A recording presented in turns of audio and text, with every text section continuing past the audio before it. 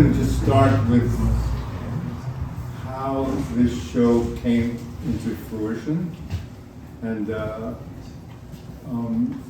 really surrounds how does an artist get the attention of a gallery, and how do you kind of establish yourself in any gallery setting, and I had been coming to Mag Gallery for quite a while, hoping to get Mike's attention, but I don't think you can directly.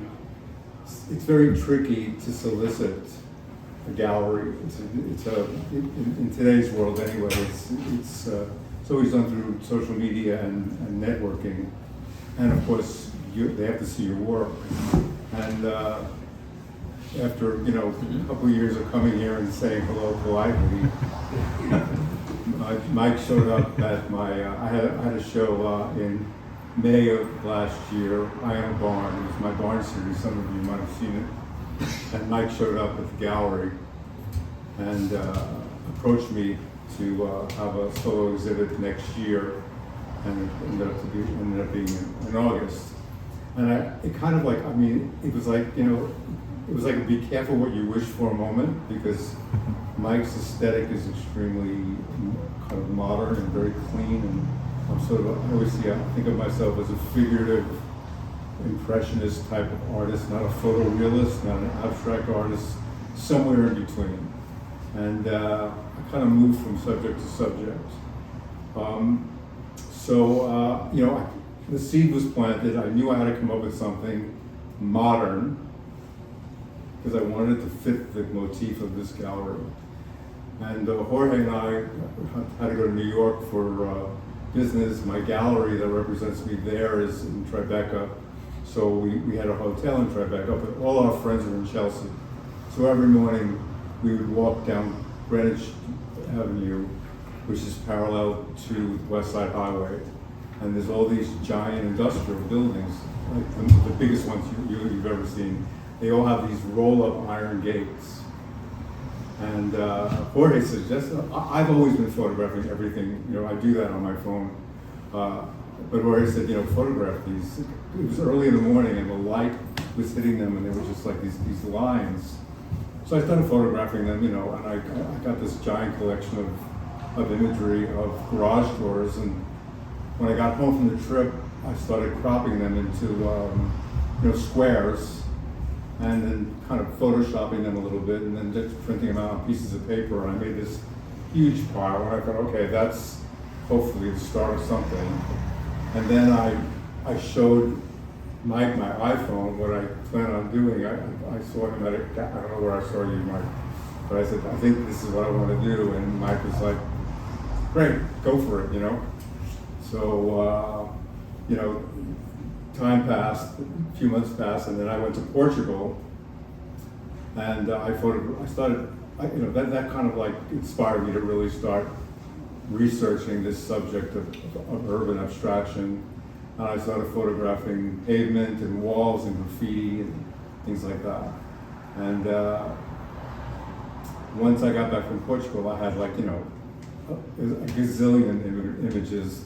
I started editing and honing things down and started painting. And that's sort of how this show came about. I think the thing, I really believe in a message with any show that I create, and I think for artists it's a great benefit to have a personal story behind the work, rather than saying I'm just experimenting with light, or I decided to work with a different media this time and look at spatial relations. That's interesting, but it's esoteric, and it doesn't. And unless you're an art connoisseur, you're not going to really relate to it. The theme of the show is that art is all around us, in the urban environment. Like, it's constantly there. Color, graffiti, pavement, the sides of buildings. It's art. It really is. And infusing that awareness in the viewer when they look at the work gives them some perspective, gives them a point of view of what these images are about. On that note, I want to talk a little bit about authenticity as an artist and how important that is, and how discipline and drive and constantly drawing and not having what's called writer's block or I'm not inspired right now. To find your voice as an artist, you have to constantly draw. You have to constantly take chances and experiment and refine your techniques so you can move quickly and also not question what you're doing. You don't want to re-edit, you don't want to over-edit, you don't want to over-torture a painting to death. You need to get to the point where you know where you're at because you've done it for so long, and that you have the gumption to experiment with something completely new. This was a new journey for me, as is all shows. And the last thing I want to mention is, but on that note, I'm segueing, I'm sorry, I digress. If any of you know me, many of you know me, I recently had back surgery, which is very humbling. And it kind of put me in a position where I wasn't inspired, and I was sort of like,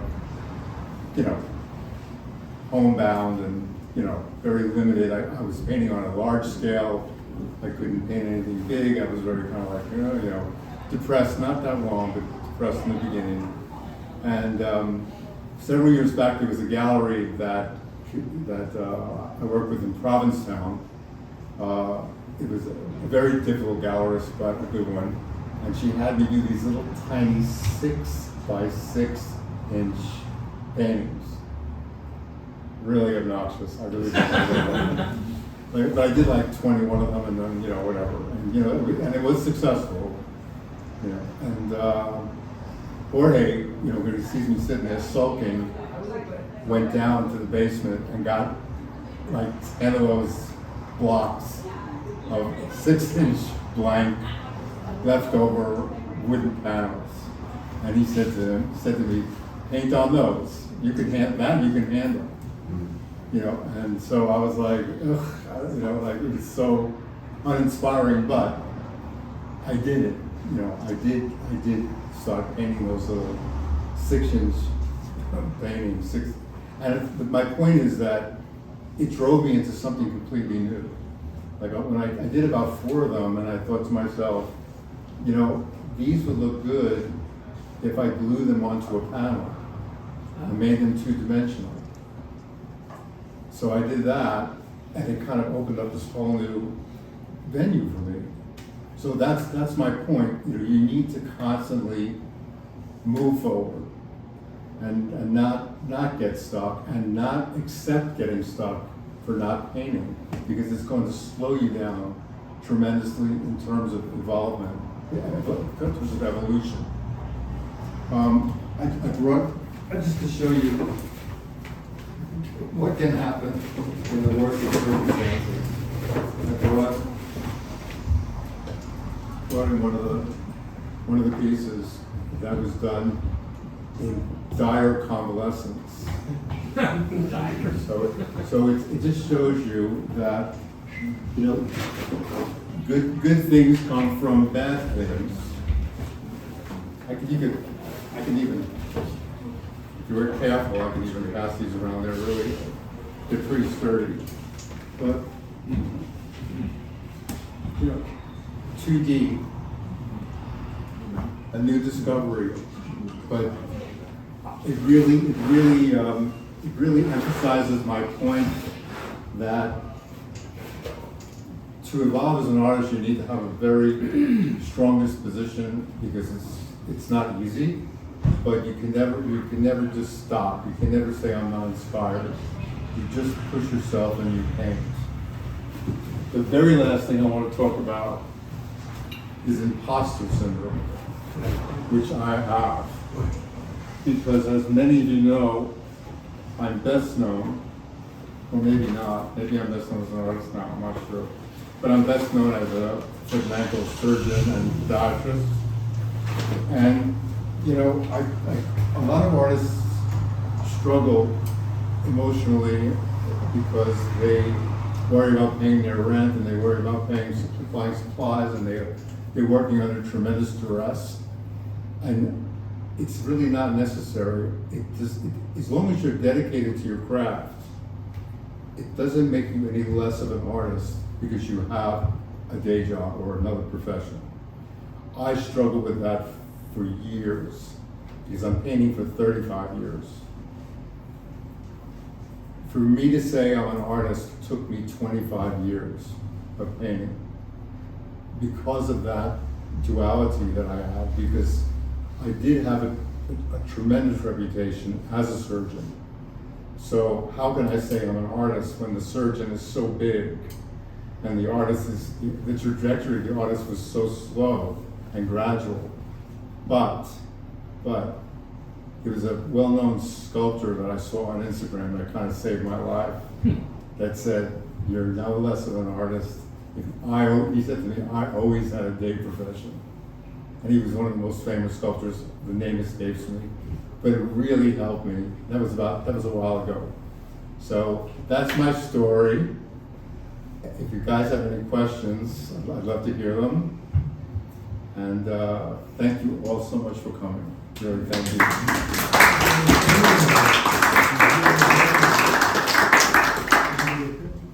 Don, can you talk a little bit about how so many of the works, the Barnes series and some of the Barnes series don't have any figures in them, any human figures, and I think you're able to capture the kind of the human experience very nicely, even in the abstract work. But can you talk a little bit about how you see a figure in your work as opposed to just complete abstraction? Well, I'm glad you mentioned the Barnes, because we have one of my very large Barnes for my Barnes series, and the Barnes series preceded this show, and the technique of the language that I used in the Barnes with all the multiple planks, and I did 26 Barnes, so I did a lot. I did 5 of these large 6-7 foot Barnes, and then I scaled them down to smaller ones. So after doing those for so long, and then this show was the next show that I did, that technique, that language segued into this show. And as with these little doodads that I just did, that technique is still there. That language of the lines and the linear is still there. Figurative portraits, for me, like doing portraits, which I really, really adore and I love to do. Those happen kind of magically. I mean, you draw a face, you draw someone, and you kind of plan it out in a weird way. At least I do, with shadow and light, and then it's just magic. It just happens. I'm not trained like, and I'm glad I'm not. I'm not school trained. I'm trained by repetition and experience and doing things a million times, making mistakes, making happy mistakes. And that's, again, my technique has become more refined. But there's a magic in portraiture, and I really, it's kind of a Zen experience, because the face just suddenly appears. And it takes a lot of letting go. You can't, if you're too methodical, I mean, I'm not a photorealist. I just like to capture the essence of someone, or make a portrait that speaks to the viewer, whether it even looks like that person or not. But it happens, and you have to have this blind faith that magic will come. And that's, as far as portraiture goes, that's kind of the way it is. When you're doing portraits for the sake of portraits without it being a commission, you can just take a lot of liberties. when you're doing a portrait on a commission, which I've done a few times, you need to make sure that it looks like that person. But what I do with commissions for portraiture is I have a fee, which is a pretty good fee, but I cut it in half, and if they don't like it, they don't have to pay me the other half. It's never happened. Never happened. But in the contract, I like to do that because it just makes me feel a little bit more safe. But there is something really, really magical about doing portraits. It's probably the most satisfying thing. Portraits are more difficult to move in a gallery. You know, they just are. So you have to be. I have to be sort of prudent about my desire to do them. But I did a show back in New York called The Art of Code Switching.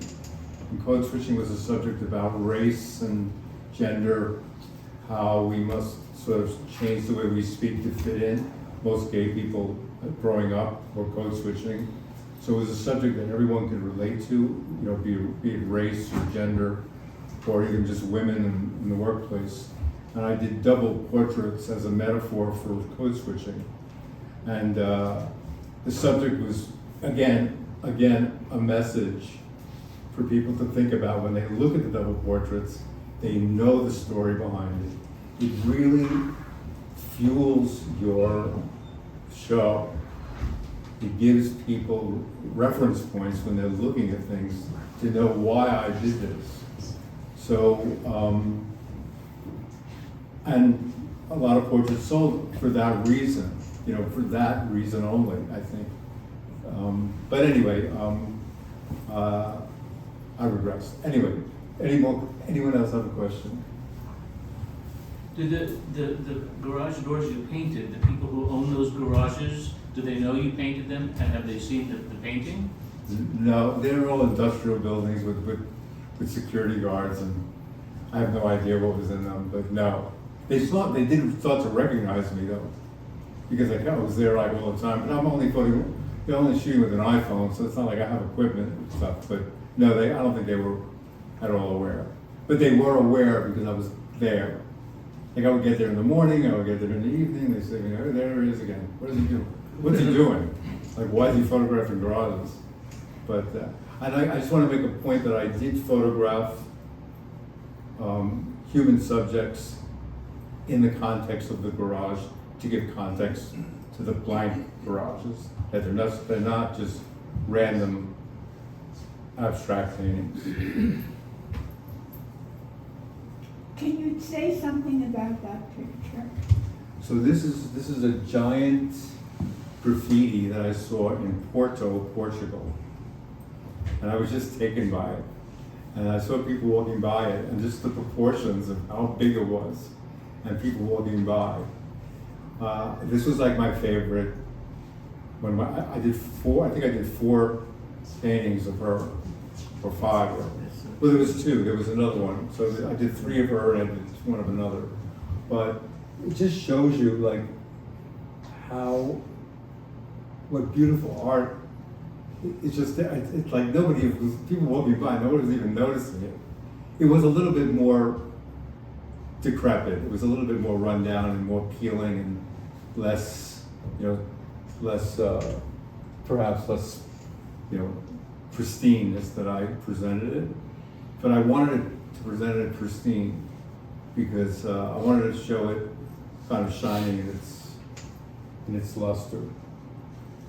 But it's just urban, it's just in the street.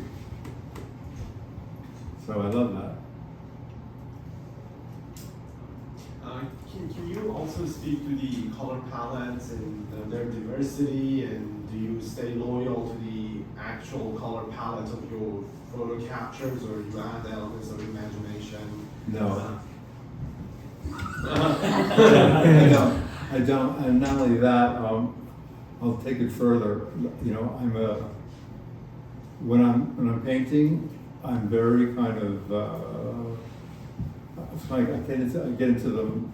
There's a state of disarray when you're really in the moment painting, and I run out of paint a lot. I'm very disorganized. You know, I don't have at my medical office, everything's completely there because they know that I don't like everything perfect. But my studio is, forget it. So anyway, I run out of paints. My brushes sometimes are terrible, and I just push through. And sometimes I'll make up a color. I'll just say, I'm out of this. I'm going to combine these two, and I'll just. But that's also what makes it real art to me, because everything's in the moment, and I don't like stop and go, oh, I gotta go to Blix or Flax and get this color because I can't finish this painting. I don't really want to stop, especially if you're moving and you're involved. I always say it's like a book. It's like reading a book. You know, painting is like reading a book. The blank canvas, boring. The first chapter, I don't think I can get through this book. You push through, the book gets momentum, you can't put it down. That's what a painting is. Every painting. And every painting, hopefully, is a good book. Right? Yes. Anything else? You mentioned that you shouldn't torture a painting. Does the painting speak to you in any way about being tortured? in that early trajectory of painting, when I started to take painting seriously, I didn't have my bearings. Like, I didn't know kind of what I was doing. I mean, I had an innate talent to draw. I knew that. But I never knew when a painting was finished. And I always would sort of kind of torture it to death by keep on changing it and changing it and changing it and looking at it and changing it and changing it. That does not, I mean, what happens now is when I finish a painting, I hang it. I just leave it there and I hang it for a week or two, and I can objectify the painting better like a week later when I see it. I can see it like a very, very small problem, and I'll fix it. But I know it's kind of done, pretty much. You know, I sometimes go back, and sometimes I'll go back to a painting that I did 5 years ago, and I'll just come across it and I'll go, oh, ooh, that needs, I'll change something on it. If it hasn't sold, especially if it hasn't sold. Yes. How long does it take you to make a painting like this one? This one took a while. There's a complexity to it because the lines of the garage had to be integrated into the portrait. So it was technically, you know, I don't want to say difficult, but there was a lot of things to take into consideration, and there was a lot of planning for this piece. I had to plan it, you know, I did a little bit of algebra before I started. Because you want to make sure that it all makes sense, and you know, there's also a complexity to the pattern of these lines, you know, and how the sidewalk is here, these lines here, the lines on top. It's all part of a building, so I needed to integrate that into it rather than just draw her. I needed to draw her within the context that I saw her as an urban abstraction. But I did take a lot of attention to detail. I did attention to detail on all of them, as you can see. I mean, the pavement took a tremendous amount of detail, painting those little pebbles. You know. So it's more like an icon. I mean, What's that? It's more like painting an icon. An icon? Yeah. Painting an icon? Well, sort of. Several layers. Well, I do layer paint a lot. I layer. I do a lot of layers of paint. I like that. I like the layers of paint create depth and heat, and I'm a big proponent of layering paint, and also just experimenting with layering different colors. Can you paint two paintings at once and leave this and go to another one, or you have to? If I'm on a deadline, I don't generally do that. If I'm painting in oil, which I generally don't do, I have several pieces going on at once because I get so impatient with the drying. Drying takes forever, which is why I prefer painting with acrylic. But now there's some chemicals you can add to oil to make it dry faster. But I'm very comfortable with my medium. I mean, I'll go back to oil. I'll shift around. I have a show in November that's here in the city. I'll have a solo exhibit called Still, which is going to be all still life, spanning from 1992 to the present. So it'll show the arc of my work over 35 years on the subject of still life. And you'll see the technique changes tremendously over those years, because in the beginning, I was just experimenting a lot and insecure. However, very early on, I was fortunate to get into group shows, even back in the 90s. So I got early reinforcement, which was very important for me to, it kind of propelled me to keep on painting. Plus, the whole beginning was that when I was studying for medical school,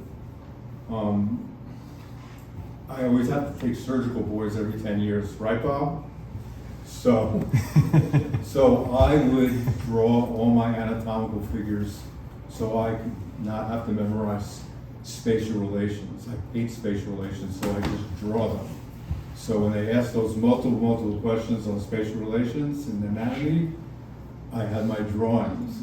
And someone saw those drawings that was a pretty established artist and said to me, paint. And that's when I started. And I got immediate reinforcement, and that's sort of the history of how I began. Interesting. Well, anything else? Thank you all so much for coming. It means a lot to me. Enjoy the show. Let me know if you have any questions about any paintings.